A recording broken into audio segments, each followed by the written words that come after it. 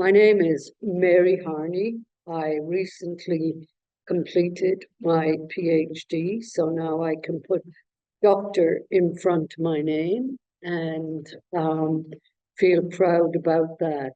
So this morning I want to talk about Magdalenism as it applies to the Irish institution of industrial schools. But first of all, what I think I'm going to do, because I like to keep sessions informal, is to just read my brief introduction to this and then to present you with an autobiographical account of the system as it worked in my life and hundreds of other women in Ireland. We were children in the industrial school. So I'll go on to explain that and then time for questions after. I'll try not to keep everybody too long.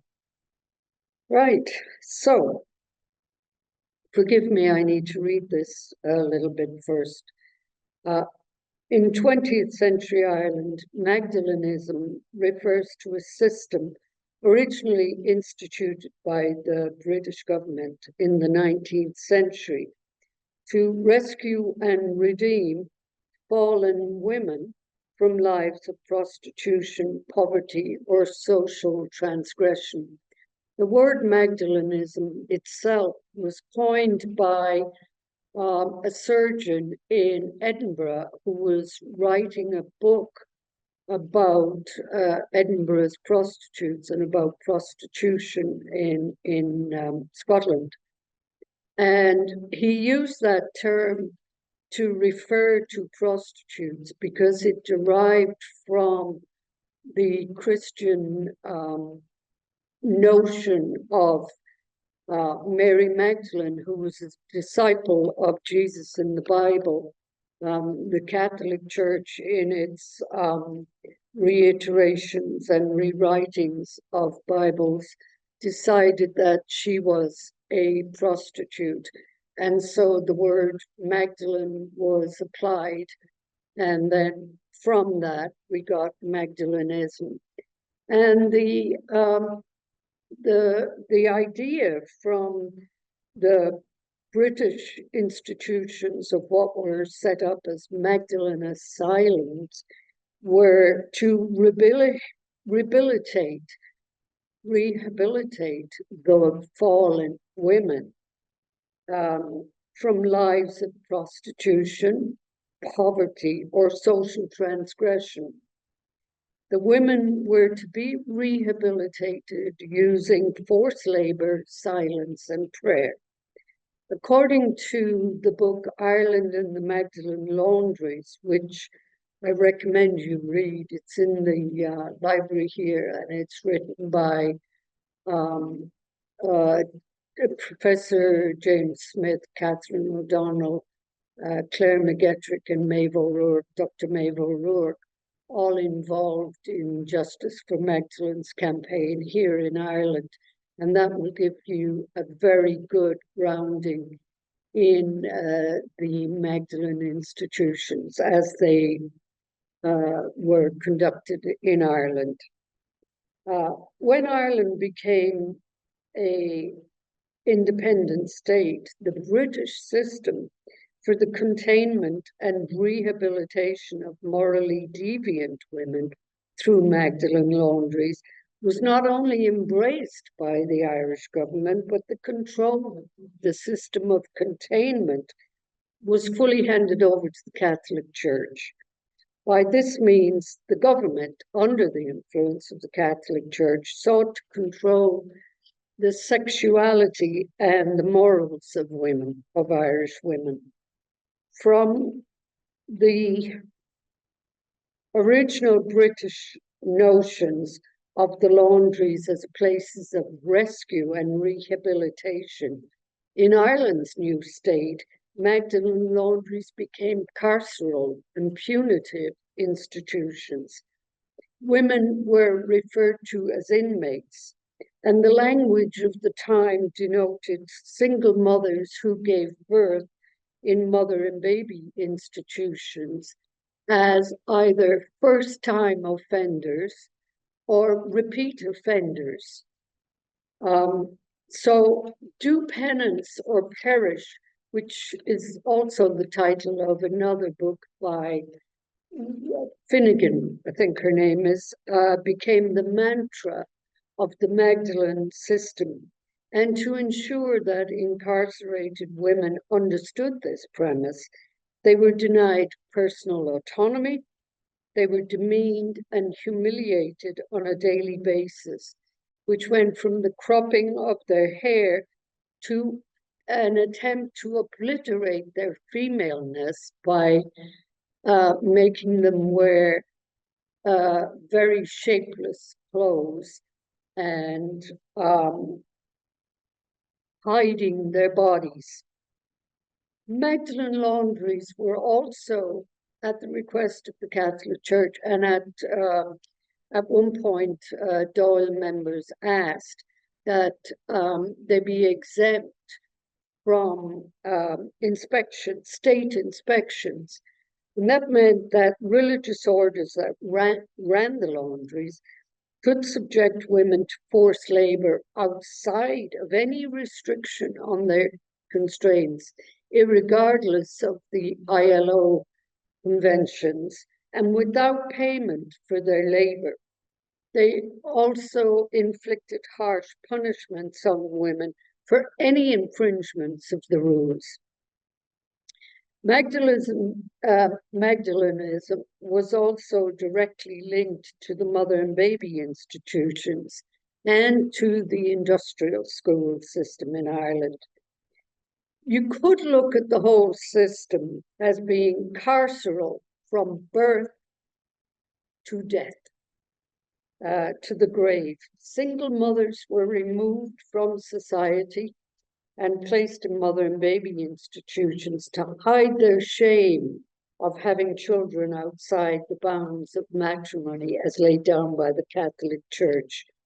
It didn't matter that many women, barely in their teens, might have been raped or subjected to incest. All bore the title of fallen women, and their children were removed from the source of sin, which were their mothers. It's estimated that 50,000 Irish women gave birth to 57,000 children within that period, beginning of the 20th century upwards. Thousands of children were illegally fostered, boarded out, and when adoption became legal, they were adopted, still many of them illegally or falsely adopted because names were changed. And they were exploited under the guise of saving them from inevitable sins of their mother, that if they were with their mothers, they too would become like their mothers and fall into sin. Children were incarcerated, and their mothers and Magdalenes, very little by the court system. There was no legal justification for putting women in. There may have been a few in Magdalene Laundries that were given the choice, if they went to court, to spend time in a Magdalene Laundry or go to jail. But that was rare in the overall scheme of children, of the incarcerations. You could be put in there by a guard, by a priest who thought you were flirting with the local boys, by your parents, your aunts and uncles, or somebody thought you were getting above yourself, or you were a wild child and did not conform. Any old reason could be given, and very few were put in through the Children's Act, 1901 and I believe 1908, but I think Sarah Ann can correct me on the dates. You could be put into an institution without having committed any criminal acts and without advocacy on your behalf. So the pipeline or the circle was kept going by siloing babies from mother and baby institutions on into industrial schools and then into Magdalene Laundries, mother and baby. And it was this, that was the way it was kept going. And in the institutions, in particular the Magdalene Laundries, many women were incarcerated for life. And some children died in institutions, and many children died in mother and baby institutions, including mothers who died while giving birth. Even after death, women and children were abandoned by society and the church.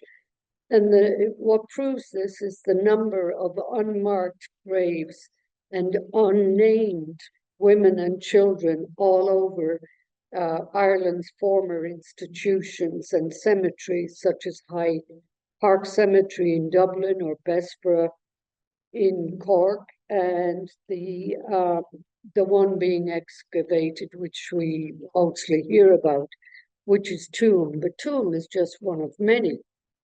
And so this goes to show that Magdalenism was perpetuated even after death. These were not to be honored with a burial. If a child was stillborn in the institutions and had not received baptism, they too were buried in unmarked graves. At its height, the number of institutions for women and children in Ireland amounted to 81. And according to the 2009 Ryan Commission report to investigate child abuse in the institutions, religious orders, 18 different religious orders ran institutions, schools, and hospitals in Ireland. And I was talking to Marine before we started. The one which I'm going to talk about in a minute, the industrial school in Cork, was run by the Good Shepherd sisters, and they were very strong force in running Magdalene Laundries and industrial schools. And often the two buildings, the two institutions, were side by side. And these nuns and brothers that ran the institutions started to arrive or were invited to Ireland after the famine to look after the orphans and street urchins of the time. But over time, they developed this system of punitive methods to instill morality in children and women. They were responsible for the whole, and again, this is another book you may want to read, Architecture of Containment by Professor James Smith, who's also one of the board members of Justice for Magdalene Research.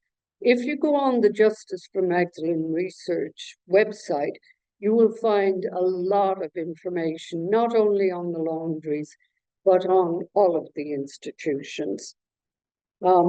So the last industrial school, I believe, closed in about 1984, with the last Magdalene Laundry in Dublin closing in 1996. And although intended to be, and they often were, portrayed as child care systems, the industrial schools were, in fact, a mirror image of the punitive Magdalene Laundries, except that the inmates, which we were called inmates, were under 16 and under in the industrial schools. The industrial schools reinforced the ethos of penance. And again, this was done, as Magdalene, with enforced labor, prayer, penitence, and silence, and the latter often being enforced throughout the day's work and through retreats. We often had retreats where we had to keep silent for up to a week. And you're talking about children. Does anybody know any child that can keep silent for a week? But if you didn't adhere, the answer was punishment. So, that we found ways and means, of course, but I'll go into that a little bit more. I'm now going to relate my experience. That's kind of just a brief background because I know you've been at many of these lectures already, but you can ask me questions later.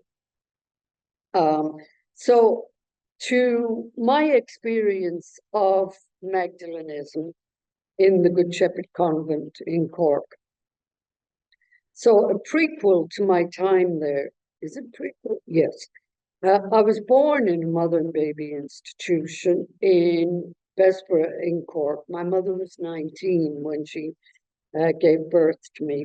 And I was kept there with my mother until I was 2.5, not because I was a little sickly at the time, but I was kept in the institution with my mother.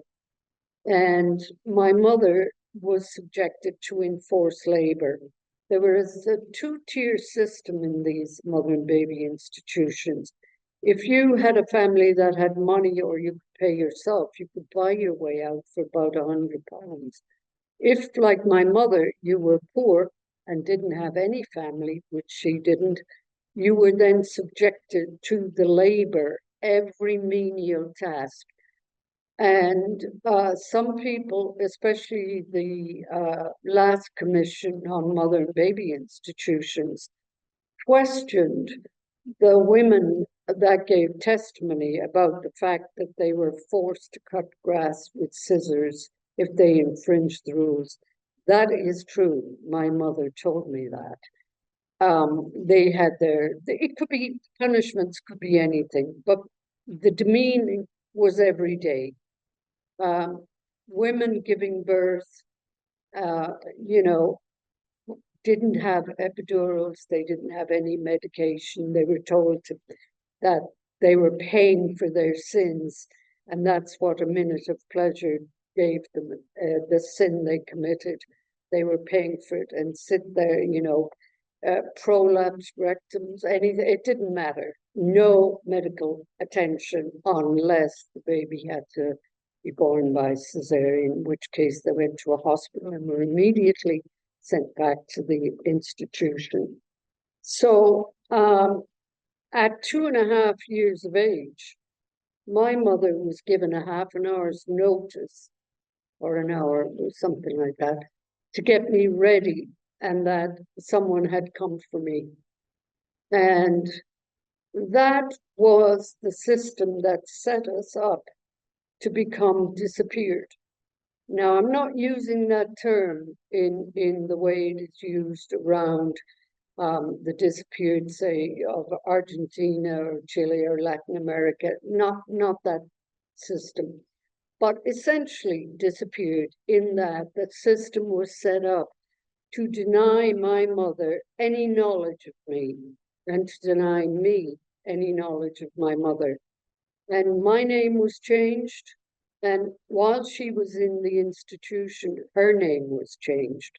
So I left with two elderly people. Well, actually, only one of them came for me, a woman. And I guess that she may have been in her 50s. And in Ireland in those days, 50 was very old.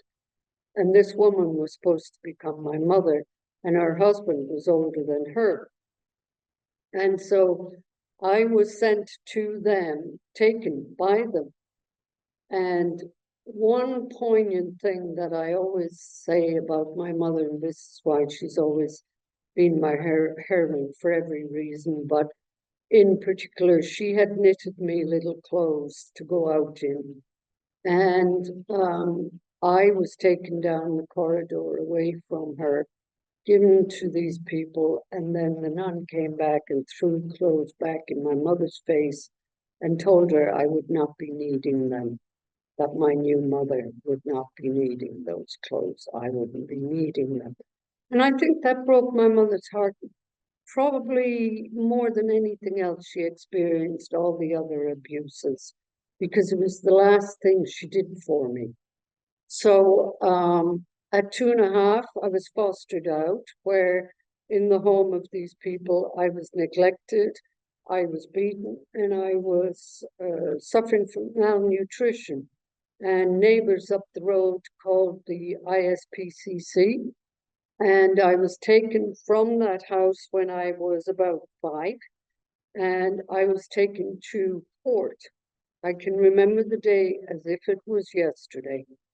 And I was so noisy and running around in the courtroom that the cruelty man, which is what we called, and that's, I think Sarah Ann Buckley has also written a book about the cruelty man. He picked me up and he stood me on the podium facing the family court judge. And there I was sentenced to the industrial school until I was 16. And I was taken away in the car up to the industrial school. And when I got there, I had, because I was only 5, I had little curls in my hair. And the day after I got there, those curls they weren't, my head wasn't shaved, but the curls were hacked with a pair of blunt scissors so that my hair would be straight. And, I wouldn't be too little cutesy. And from the beginning, as children, we were warned that we had to be obedient. And if we weren't, the nuns would punish us. Now, the dormitories that I was put in were huge, long dormitories, and they were divided, the very young children, and we were children from 18 months of age upwards, some as young as maybe a year. But we were put into these, they were divided into what they called the babies, and then I guess after your first communion, and then the adult, the older children were on another level. But we had older children looking after us, as it were, with one nun. And this place was huge.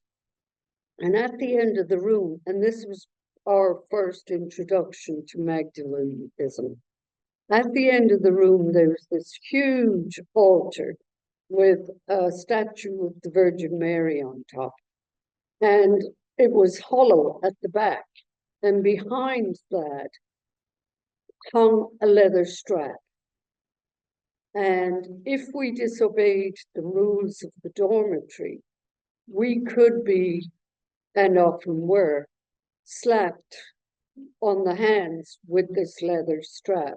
Sometimes children were slapped around the legs, but I don't know if anybody has ever heard the slap of leather when it comes down. Even if you do it on a bench, imagine that on a child's hands. So we soon learned that we could be punished, and very quickly. And it didn't even take transgression. All it had to be was someone didn't like you.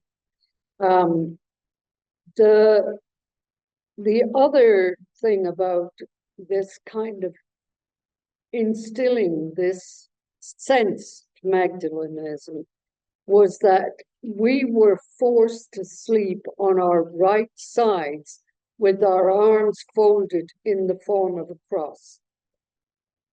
And I tell you, to this day, I start out on my right side when I sleep. I don't fold my arms in the form of a cross, but I start out on my right side. But this was instilled that, and to make sure you did it, they had bigger, older girls would check you at night, or the nun would come and rip the bedclothes off you And if you were on your back, or if you had your arms anywhere other than the form of cross, you got out of bed and you were given a good hiding, because they were teaching you not to be impure. And who knew at 7 years of age or 5 years of age what that meant?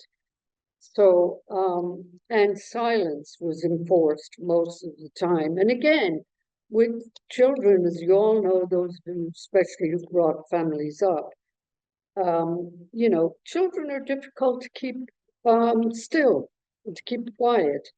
But this was enforced by punitive measures. And until we were about 7, we didn't have to engage in physical work.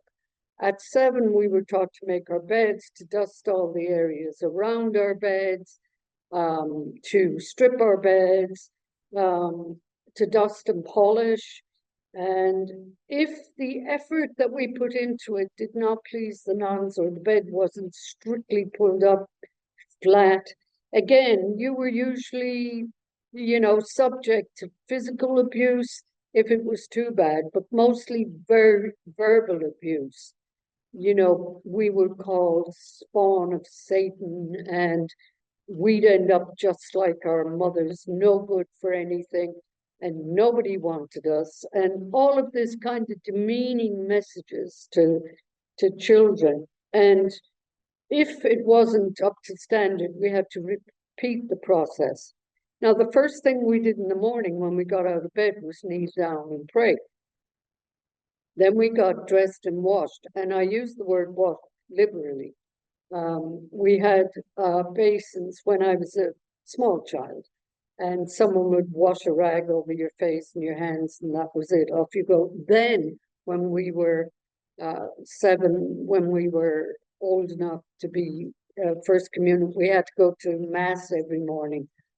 Every day of the year, we went to Mass, and sometimes 3 times a day, depending on whether it was a feast day or whatever. So religion was the order of the day. And sometimes, instead of you, like if you did something wrong, if there was a nun on the scene, you might get beaten with a ruler on the hands. But if you had a particular nun who didn't like you for some reason, you would often find yourself having the side of the ruler as opposed to the flat of the ruler.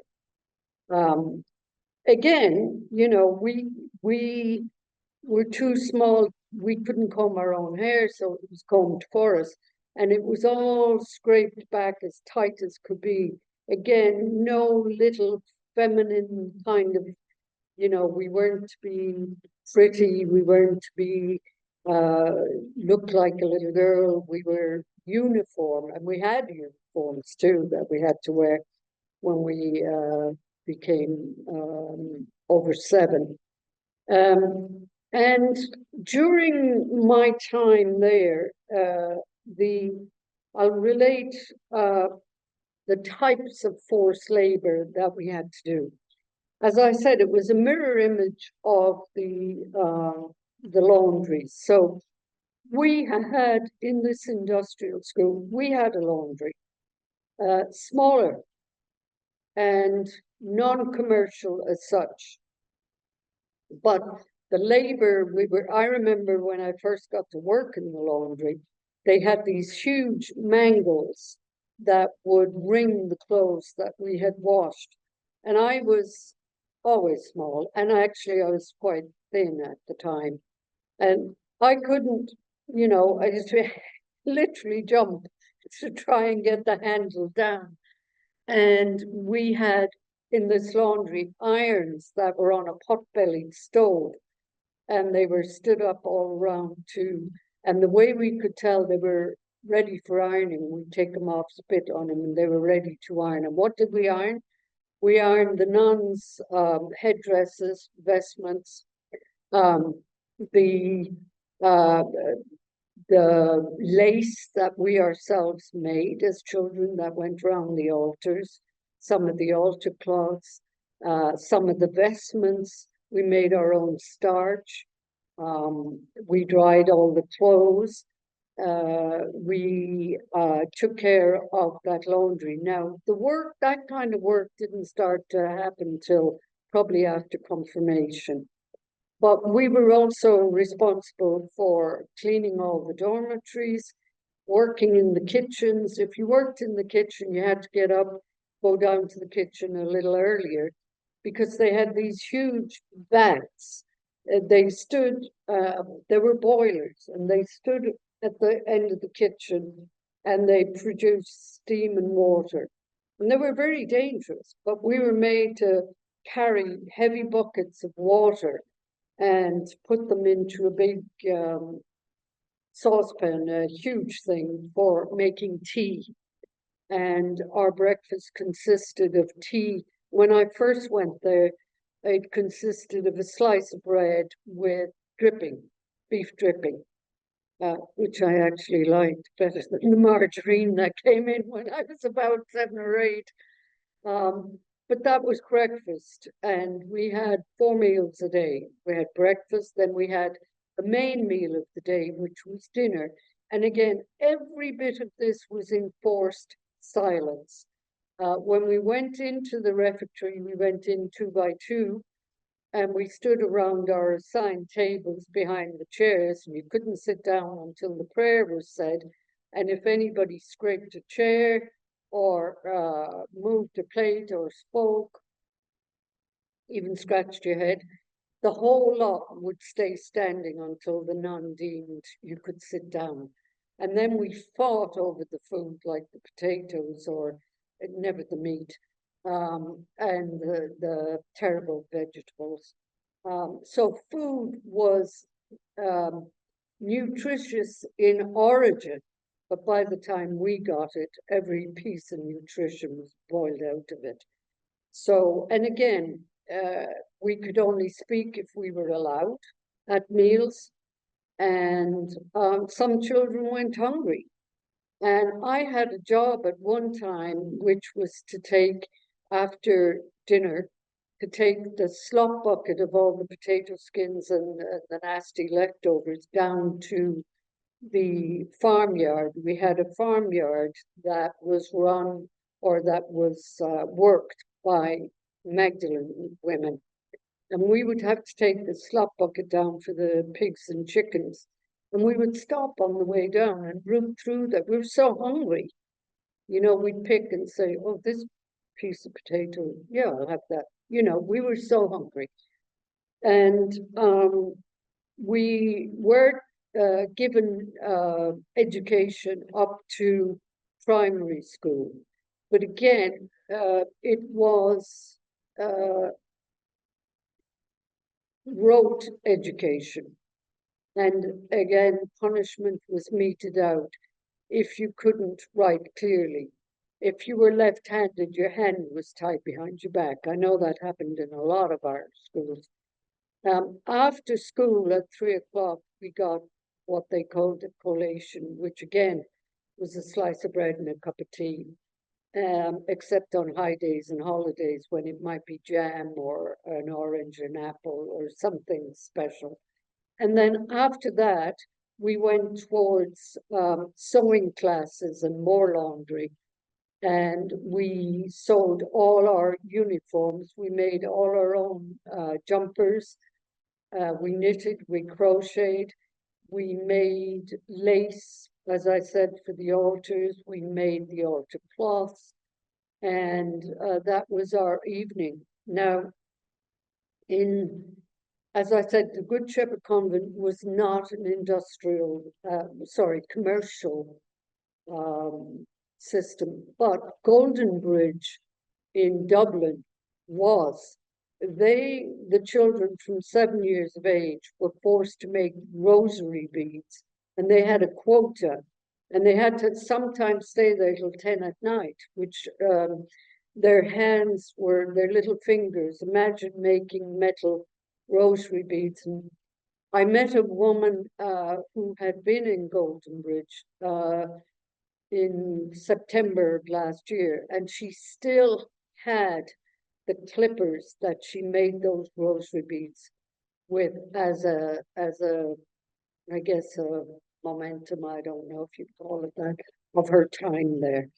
So we did the laundry, we baked our own bread, we had a bakery, we had a playground that we had to sweep and clean, which was about the size of a football. We did gardening, and all of this was enforced. We weren't being taught anything. We did use toxic chemicals. We scrubbed on our hands and knees.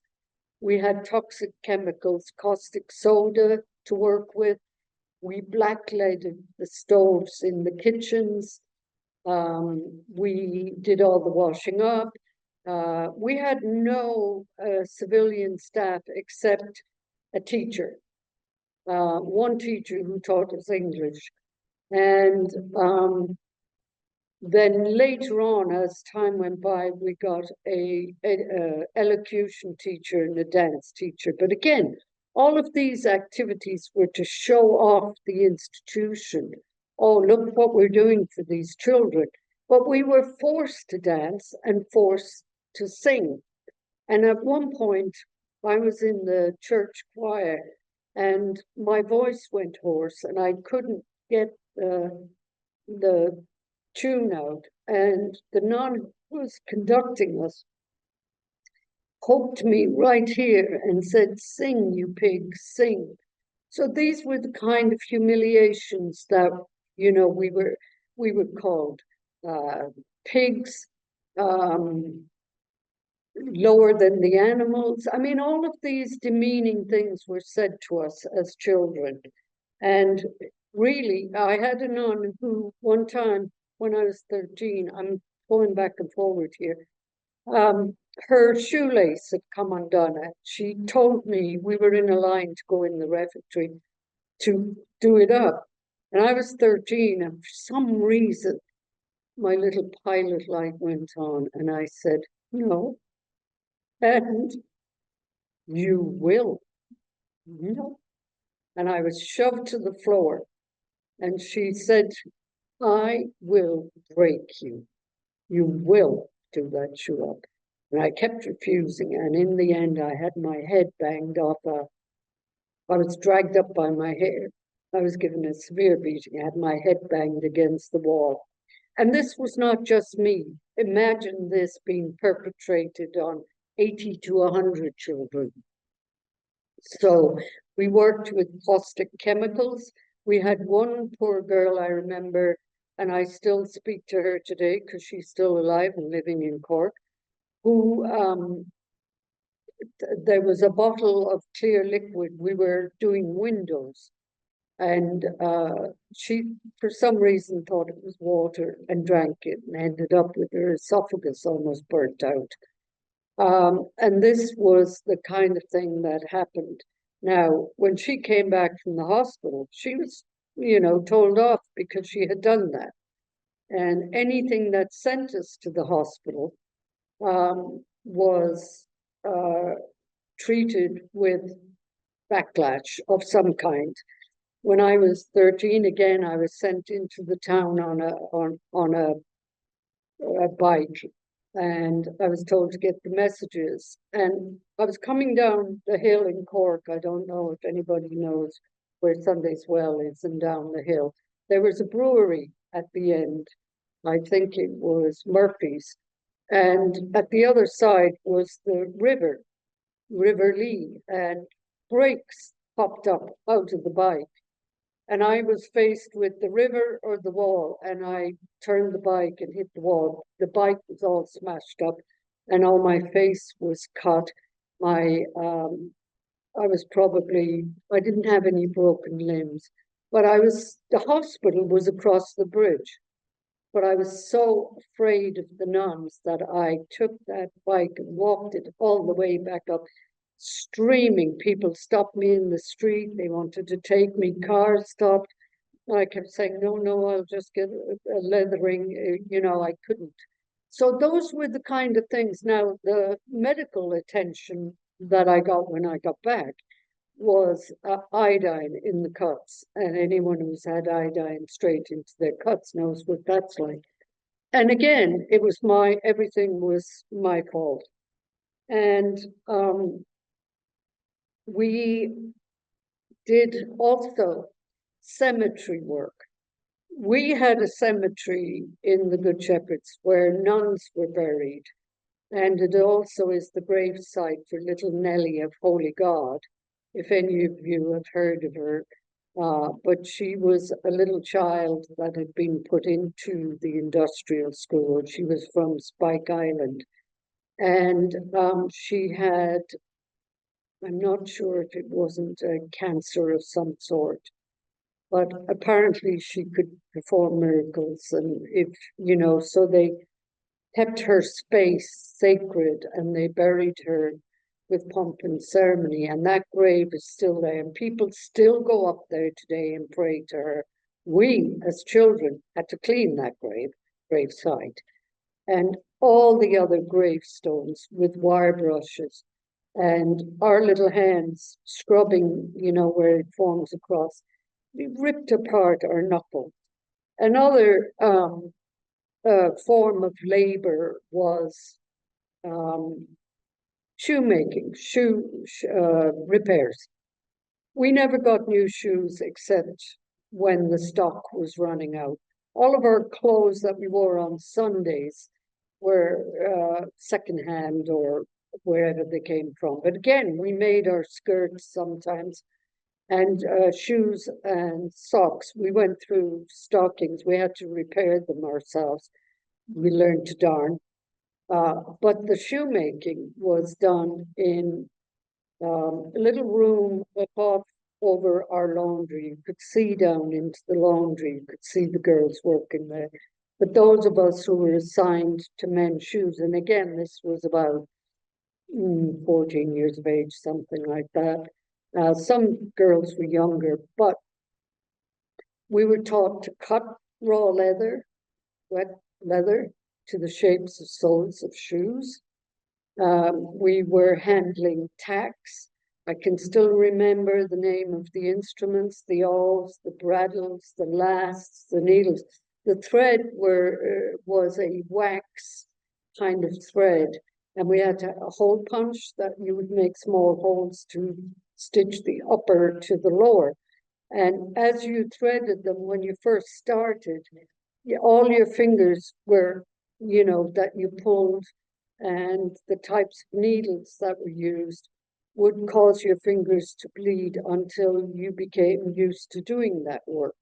We also used toxic glue, and the smell up there in that place of leather, we used to go away as high as kites. We didn't know that we were high at the time, but we were just happy about something. But again, if you didn't do it right, you were punished. We had to stud our heels. All the shoes had to be studded. And sometimes we missed, we missed where the tack would go. And the shoes were given to the other children, and they'd come back complaining of, and then we'd get the beating for not doing that shoe properly. So I can mend your shoes, anybody. And again, in industrial schools, and I know I'm only talking about my own, but there's a shoe shop here in the Claddagh where the owner, who is deaf, was taught to become a shoemaker as his trade at the Cabra School for Deaf Boys. And let me tell you that any disability, any person with a disability was demeaned, degraded, and beaten much more than those of us who were able-bodied. Let me tell you that now straight away. We also had one mixed race child when I was there. And she was so badly abused, and not only by the nuns, but we had been brought up to think of black babies as savages and heathen and all of that. So we treated her differently. And I have met her a few years ago. I made it my mission in life, one of my missions, to contact her and apologize for me and for us, because we did not know any better. but we inflicted pain on another child because that is how we were taught. And so these instances in the schools, you know, the punitive nature, the religious nature, I can also say that one of the mistakes the nuns made with me was they sent me out to secondary school after I did my primary. And I discovered that there was a different world. Now, we were sent out in uniforms that we wore every day, which were greasy, our hair was lank, we had those handmade shoes, and we were ridiculed as soon as we got in by the other children in the secondary school. But I came home, I came back one time after I used to smoke little dibbies. I learned that. And somebody rang up the nun and told her that I was seen smoking. And by the time I got back, I was searched and the dibby was in my little pocket. Well, I think there was one other beating worse than that. But I was black and blue. I had marks all over my face. Now, we had a nun who would use keys. She would use a bunch of keys and hold them this way so that the you know, and she would punch you on the side. We had one nun we would call Iron Fist, and she was my protagonist. She was my, you know, I was smart as a child, but I learned not to put my hand up because if I was told I was a know-it-all, I was a smart aleck, I thought I was better. You know, I was constantly demeaned for having curiosity. And actually the English nun, the English teacher, I was in third or fourth, and I had a severe beating before class one morning. And now, when I'm saying I had a severe beating, I don't mean I was the only one. I was thankful on a day it wasn't me and it was someone else. But one particular day, remember, I was there for over 12 years, so there was lots of beatings. She saw what happened. And during class, she called me up to her desk and she quietly said to me, I was facing her. And she spoke to me very quietly and said, "You're a very good reader. Let me tell you something. As long as you can read, you can go anywhere you want inside your head.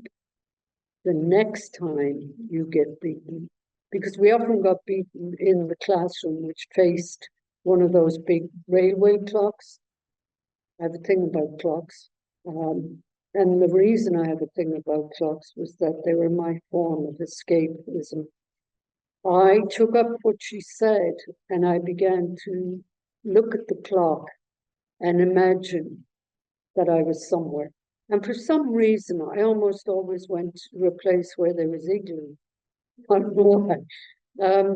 But, you know, I was such an avid reader. I stole books. I read everything, newspapers to light the fire in the kitchen. I was reading them before we set fire to them. And I think that's one of the things that saved my life, was learning this about myself. So those were the types of work that we were subjected to. The bakery, again, none of these places were without dangers. We had to make up the dough for all of the nuns, Magdalenes. Even in making bread, we were delineated. The Magdalenes had what we would today call artisan bread. The nuns had the pure white French style baking because they were a French order of nuns. And we, the children, had somewhere in between it, but we used to call it doorstops when it got cut. often it was kept in a cold room and it went moldy. And so we often were forced to eat moldy bread. And we were often forced to steal food. And myself and another girl decided one day to break into this cold store because it had raw sausages in there. And I have this thing about sausages. Anyway, we went in there and she went first, and there was this almighty scream, and we were going in the dark. What happened was they had boiled up some meat, and the stock from the meat was on the floor in a pot, and she stepped into it, and it was boiling, and it took, I don't know, third-degree burns, but she had to be rushed to hospital. And I still remember her name today. And so, again, I was punished for that one too. One of the other humiliating things that we were forced to do was we had children who probably through stress and medical am I okay for time, by the way? Will you stop me? It's 10:54. Oh, I better stop. So I'll just give you this one more explanation and then you can ask questions. We only have till 11, don't we? Yes, we can. We can go on? Okay.